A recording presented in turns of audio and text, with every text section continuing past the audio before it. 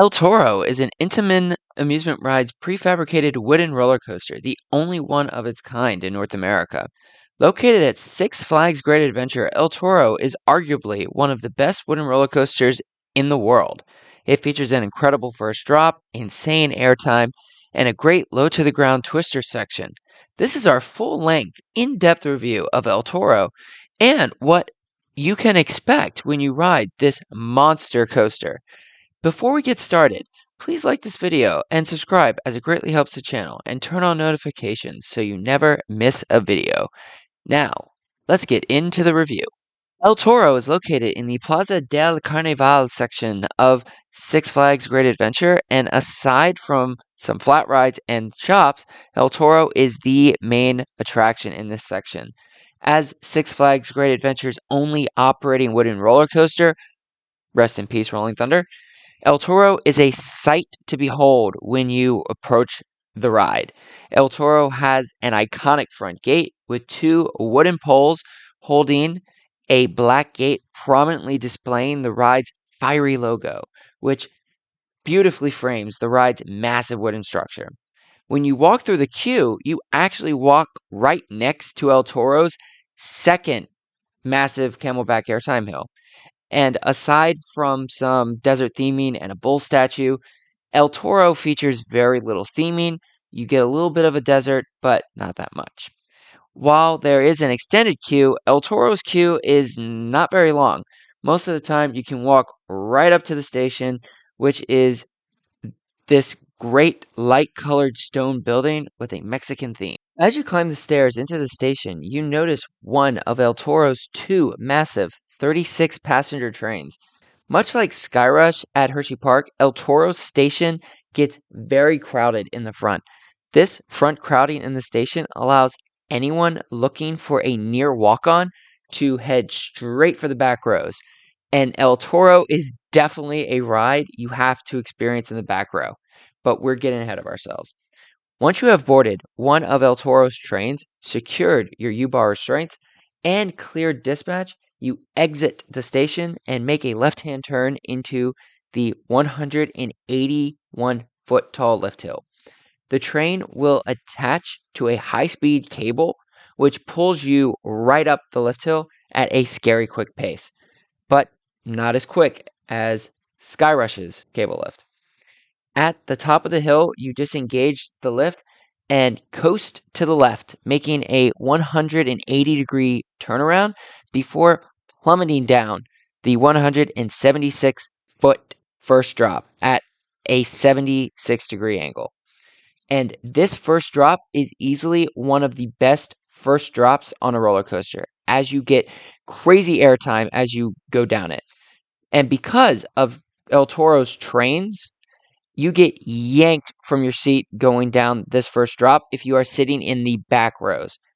At the bottom of the hill, you fly under some great hand choppers before you climb into El Toro's first ejector airtime hill. And you get sustained ejector airtime over this hill.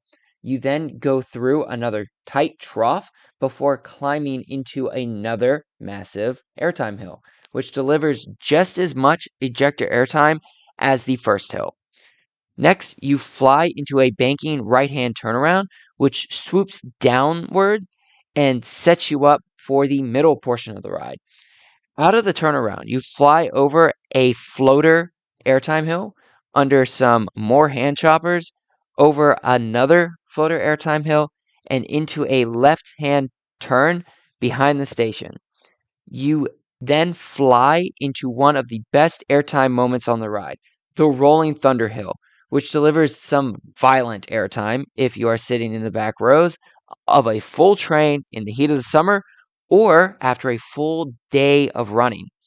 After the Rolling Thunder Hill, you dive into El Toro's Twister section, which is a series of 3 low-to-the-ground banked turns, which first banks you to the right, then banks you to the left, and then banks you again to the right into a turnaround. After that turnaround, you climb into an airtime hill, which delivers some good floater airtime, before turning to the left for one last pop of airtime before flying into the final brakes. El Toro features one of the most intense yet re-rideable experiences out there, and this is a wooden roller coaster.